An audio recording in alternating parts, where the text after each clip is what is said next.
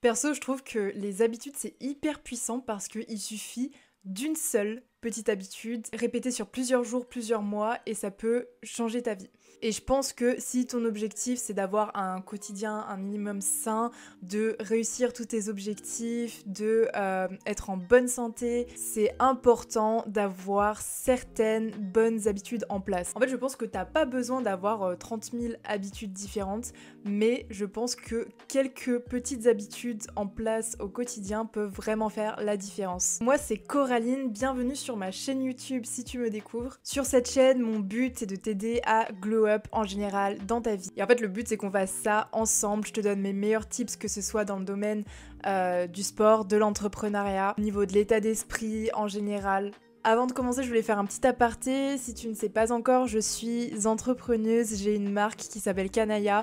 On fait des patchs à base d'ingrédients naturels pour atténuer les douleurs menstruelles des femmes. N'hésite pas à aller faire un petit tour sur le site. Et aujourd'hui, je vais t'expliquer, t'énumérer des habitudes que j'ai mis en place au quotidien et qui aujourd'hui font que j'ai une vie qui me plaît. Et surtout, je me sens, on va dire, dans une sorte de glow-up continu. Je sais pas si je peux dire ça comme ça, mais en tout cas, c'est ce que je ressens. Et c'est des habitudes qui, je pense, pourront t'aider aussi. N'oublie pas de liker, commenter cette vidéo et de t'abonner à ma chaîne pour ne pas louper les prochaines. Et on commence la vidéo tout de suite. La première habitude, c'est de s'organiser, mais attention, de s'organiser de la bonne manière. Par ça, j'entends notamment préparer ses journées à l'avance et même préparer ses semaines à l'avance. En fait, ce que je fais, moi, c'est chaque dimanche, je prépare la semaine suivante.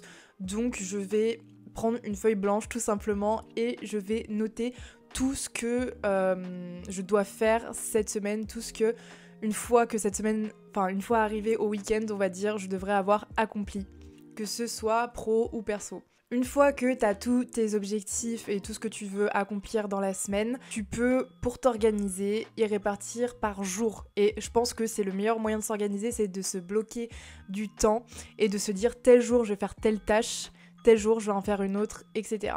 Sinon, si tu laisses tes objectifs à seulement l'échelle de la semaine et que tu les fais un peu comme tu le sens, ce sera moins organisé et je trouve ça plus rassurant de te dire bah cet objectif-là, cette tâche-là, je dois la faire par exemple mercredi et je sais que mercredi ce sera fait. Également, n'hésite pas à classer tes tâches par ordre de priorité.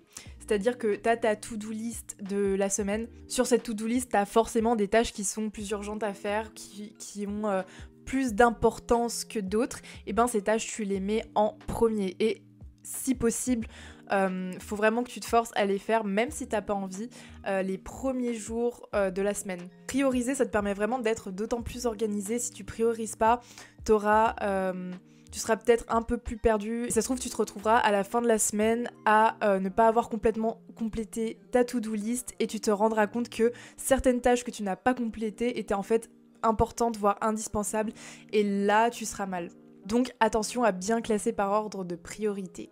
Essaye de ne pas non plus faire une to-do list trop longue. Essaye vraiment d'être réaliste parce que avoir une to-do list trop longue, ça va juste te frustrer, ça va juste te donner l'impression que tu ne fais jamais assez. Essaye vraiment d'être la plus réaliste possible parce que essayer de mettre le plus de points possible dans ta to-do list. Ok, ça peut peut-être te servir de motivation au début de la semaine en mode ouais, je vais accomplir tout ça, ça va être trop bien. Mais quand tu vas te rendre compte que tu commenceras à être sous l'eau, bah ça va pas avoir le même effet et tu vas vraiment te sentir nul de pas avoir accompli certaines tâches. Donc pour récapituler, détermine tes tâches que tu dois avoir fait à la fin de la semaine. Ces tâches, tu les organises par jour. Tu détermines quel jour est-ce que tu vas faire telle tâche. Détermine un ordre de priorité. Les tâches les plus importantes, il faut que tu les fasses en priorité dans la semaine, donc tu les mets le lundi, mardi, mercredi par exemple. Et au moins, une fois que ces jours sont passés, tu sais que les tâches les plus importantes, elles sont faites et tu te sentiras beaucoup mieux. Ensuite, ne fais pas de to-do list trop longue et fais en sorte qu'elle soit réaliste. Pour faire ta to-do list, t'as pas besoin de 30 000 applications aussi ou de journal spécifique. Perso, vraiment, ma to-do list, je vous montre, c'est scandaleux. Mais c'est ce qu'il y a de plus efficace, c'est une feuille blanche. Ma to-do list de la semaine, voilà. C'est une feuille blanche que je garde sur mon bureau. Vous prenez pas la tête avec ça. Franchement, prenez une feuille blanche, un post-it, ce que vous voulez. faites simplement et efficacement. Ensuite, deuxième habitude, c'est faire preuve de culot. Si tu oses dans la vie, ça peut vraiment te permettre d'aller loin et de t'emmener à des endroits auxquels tu n'aurais jamais pensé pouvoir aller. Je peux vous raconter pour ça comment est-ce que j'ai obtenu mon premier CDI. Donc là, je suis entrepreneuse comme je l'ai dit, mais avant l'entrepreneuriat, j'ai fait en gros une licence de 3 ans et après cette licence, j'ai travaillé 1 an et demi en CDI. Et il se trouve que ce CDI, déjà, en fait, au moment où je postulais, c'était que des trucs au culot. C'était que des jobs, des postes de cadre en vrai, alors que déjà j'avais juste une licence, mais j'étais en mode on sait jamais sur un malentendu. J'ai bien fait. En vrai, je me posais juste pas de questions, je me disais, j'y allais au culot. Vraiment, même si le truc, je me sentais carrément sur le coup sous-qualifiée, je me disais, c'est pas grave, je postule et on verra. Ce qui est bien, c'est que tu postules, une fois que t'as ton CV, ton modèle de lettre de motivation, bah ça va assez vite. Du coup, j'ai postulé dans plein de jobs. Du coup, c'était dans le domaine plutôt scientifique, vu que j'ai fait une licence de biologie. J'ai postulé à plein d'emplois au culot, des trucs super bien payés, des trucs où il fallait normalement un master. Devinez qui a été prise dans une entreprise à un poste qu'on a normalement avec un master alors qu'elle n'en avait pas. Bah, c'était moi. Le culot, ça paye. Il faut juste que la recherche d'emploi, en vrai, c'est comme dans tout dans la vie, il faut que tu te vendes. Donc, ce qui s'est passé, c'est que je suis arrivée à l'entretien et je me suis vendue à fond et je pense qu'ils ont bien aimé. N'hésitez pas à avoir du culot parce que ça paye. Vous n'avez rien à perdre. Et franchement, la plupart des gens aiment quand les autres ont du culot. Moi, je sais que j'aime bien les gens qui ont du culot, qui n'hésitent pas à y aller. Je trouve ça super courageux et je trouve que vraiment c'est l'état d'esprit, le truc qui dans la vie peut t'amener à des endroits, voilà, comme je disais au début, où tu ne pensais pas aller et ça peut t'amener très loin. Troisième habitude, c'est savoir passer du temps seul, savoir prendre du temps pour soi. Ça, c'est vraiment un indispensable pour moi. En fait, je me considère à la fois comme introvertie et extravertie. C'est-à-dire introvertie parce que j'adore passer du temps seule, je me sens très bien toute seule. Bon, pour moi, c'est pas vraiment être introvertie, c'est juste normal, mais bref. Et extravertie parce que j'adore aussi passer du temps avec les bonnes personnes, enfin autour des bonnes personnes, je me sens très à l'aise et ça me nourrit en fait quand je suis avec d'autres gens. Savoir prendre du temps pour soi, pour moi, c'est un indispensable parce que ça permet de se connaître. Et plus tu te connais, mieux et ta vie. En fait, pour moi, tu peux pas passer du temps qualitatif avec les autres si t'arrives pas déjà à passer du temps qualitatif avec toi-même. Alors c'est un fait, tu nais seul et tu mourras seul. Donc, apprends à apprécier ta propre compagnie. Et ça te permet également de ne dépendre de personne, que ce soit en amitié ou en amour, parce que tu sais que tu te connais toi, tu t'as toi, tu arrives à passer du temps qualitatif avec toi-même, enfin t'as besoin de personne pour sortir. C'est vraiment, ça t'amène à un stade d'indépendance qui, selon moi, rend ta vie meilleure. Ça peut être plein de trucs, ça peut être se faire des solo dates, ça peut être s'accorder une soirée Netflix en commandant son plat préféré, se chouchouter, s'offrir un truc que tu veux depuis longtemps, se faire une soirée skincare où tu prends soin de toi, ou même faire des tableaux Pinterest en écoutant de la musique, ça c'est ma passion.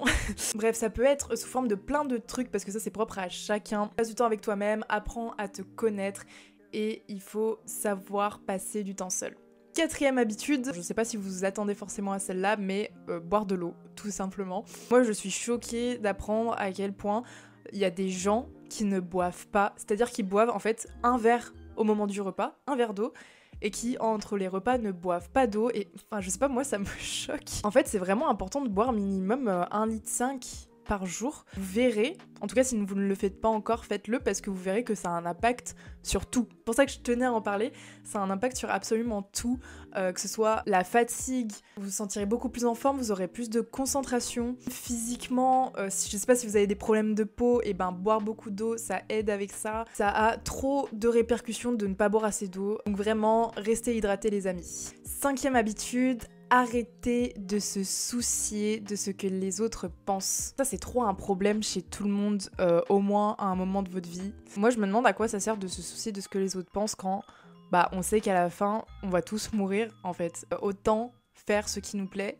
Et il y a ce truc aussi de, en général peu importe ce que tu fais, tout le monde ne peut pas t'aimer, tout le monde ne peut pas valider tes choix. Dans tous les cas, peu importe ce que tu fais, donc autant faire les choix qui te plaisent et arrêter de te soucier de ah machin machin, qu'est-ce qu'ils vont dire, que ce soit ta famille, tes amis, enfin tes proches, t'as qu'une vie et tu vis pour toi. Donc si tu penses que c'est bien pour toi, fais-le. La vie, elle est trop courte, en vrai, vraiment pour moi, pour se soucier de ça, même si ça peut paraître dur quand c'est un peu ancré dans notre tête et qu'on a l'habitude de se demander ce que les autres vont penser. Pour surmonter ça, il faut travailler sur ta confiance en toi.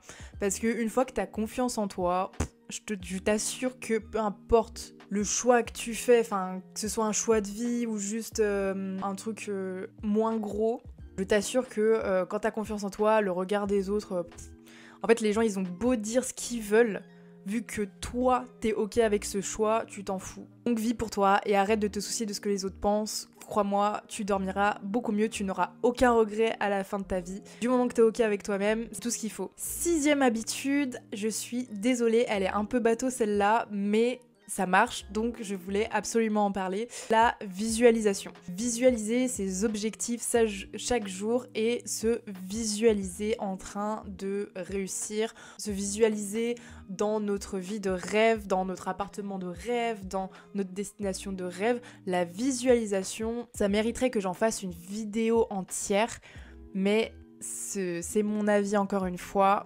Pour moi, ça marche et c'est quelque chose qui est super puissant. Peu importe les objectifs que tu as, imagine le travail de tes rêves. Imagine le travail de tes rêves et là, tu ne l'as pas encore, mais tu veux vraiment faire ce travail. Chaque matin, tu te poses, tu fais comme une sorte de méditation au final. Tu prends 5 minutes pour imaginer comment est-ce que ça ferait faire ce travail tous les jours. Comment est-ce que ça ferait de faire ce travail où tu te sens épanoui? Comment est-ce que tu te sentirais au moment où on t'annonce que tu décroches ce job? En fait, c'est pas juste se l'imaginer dans la tête, c'est vraiment essayer de ressentir les émotions qui vont avec. Donc là, j'ai pris l'exemple du travail de tes rêves, mais tu peux le faire avec n'importe quel objectif. Je vais prendre l'objectif de perte de poids que j'ai perdu. J'ai fait une perte de poids de 24 kilos il y a 2 ans. Je m'imaginais, même avant d'avoir perdu mes kilos, je m'imaginais avec le corps que je voulais, que j'ai maintenant. Et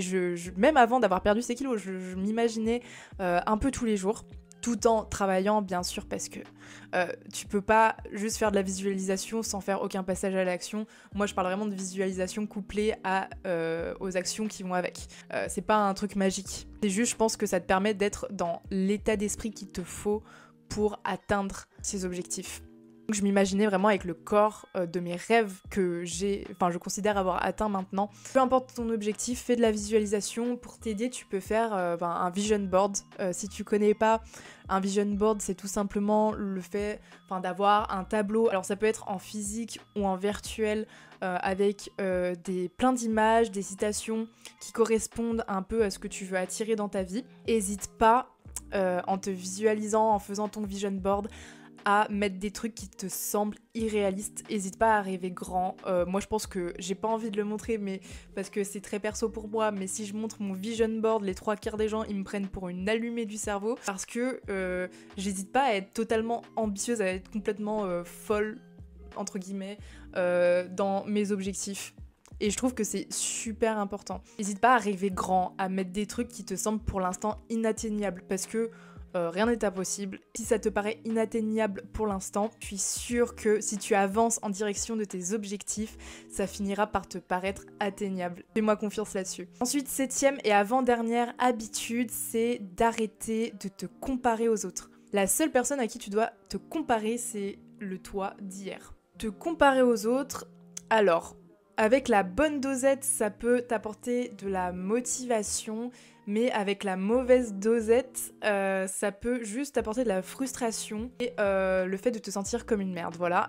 Essaye de faire la différence entre ça t'inspire et ah non là je me compare trop et ça sert à rien. C'est toi vs toi dans cette vie et personne d'autre. C'est pas parce que machin travaille 10 heures par jour et met tout le temps des stories en train de travailler sur Insta qu'elle ou il réussit. Chacun a son histoire, chacun est tellement différent au niveau des besoins, des habitudes. En plus, c'est d'autant plus aggravé par les réseaux sociaux qui montrent des trucs complètement biaisés, c'est pas la réalité. La vie qu'affiche quelqu'un sur les réseaux sociaux, ce n'est pas sa vraie vie. peu importe ce qu'il affiche, tu montres ce que tu veux. Donc raison de plus de ne pas se comparer. Et d'ailleurs, je te conseille de ne pas hésiter à unfollow des gens qui te font te sentir mal. Garde vraiment que les gens qui t'inspirent, les gens qui te motivent, mais si ça te fait culpabiliser à un trop gros stade, franchement, ça sert à rien, tu vois, c'est contre-productif. Ce qui compte, c'est que tu te compares au toi d'hier. Si tu fais des progrès, si là, aujourd'hui, t'estimes que t'es meilleur qu'hier, t'as gagné. Pour finir, 8e et dernière habitude, alors là, ce serait mal me connaître de penser que j'allais faire cette vidéo sans parler de sport. Bouger son corps au moins une fois par jour. Bouger son corps et pas spécialement faire du sport, parce que pour moi, c'est pas indispensable pour un être humain de faire du sport tous les jours. Par contre, de faire du sport régulièrement, ça l'est. Mais par contre, tous les jours, bouger son corps, c'est important. C'est-à-dire que là-dedans, j'inclus le sport, la marche, des étirements même. Ça peut être vraiment aller marcher une demi-heure dehors. Enfin, vraiment, je travaille pas mal et il y a des jours où du coup, je prends pas spécialement le temps d'aller au sport, mais j'essaye de garder 20 minutes, 30 minutes pour aller marcher, histoire de ne pas complètement être sédentaire. Croyez-moi, ça fait la différence, ça vous met dans un meilleur mood. C'est important aussi parce que, par exemple, ces derniers jours, je crois qu'il y avait un jour où j'étais tellement absorbée dans ce que je faisais que je suis ni allée au sport, ni j'ai marché. Et je vous jure, les gars, j'avais mal partout comme une mamie et je me suis dit plus jamais. Être sédentaire, c'est vraiment pas bon. Donc, forcez-vous, prenez cette habitude de au moins une fois par jour bouger votre corps. Voilà, c'était les 8 habitudes que je considère être bien à intégrer dans sa vie. Dis-moi dans les commentaires si tu penses à d'autres habitudes qui pourraient aider aussi les autres. Je t'invite vraiment à liker et commenter cette vidéo pour me donner de la force, ça me fera très plaisir. Et surtout, abonne-toi à la chaîne, je sors une vidéo par semaine tous les dimanches. Comme ça, tu ne louperas pas la suite. C'est la fin de cette vidéo, en tout cas j'espère que ça t'aura plu. Je te dis à dimanche prochain.